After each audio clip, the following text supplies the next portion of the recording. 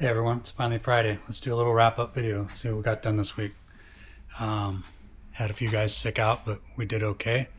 We ended up getting the new rear end into Steve-O's Cadillac. It's a 4 9-inch geared with posis, disc brakes on the outside.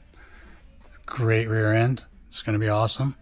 We got the lines tied up, ran through the frame rails, got the front drilled out so it goes into the bag cups.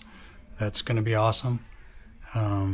That's about as far as we've got on this Cadillac. It's going to go, we're going to take the driveline out and get a new driveline made next week. AccuAir mounts are made already. That's done. So this one's getting close to done.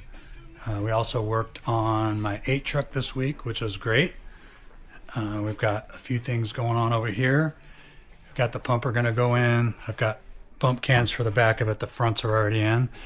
And the most amazing thing is in the first time in over 10 years, this thing runs again. So, give you a little idea.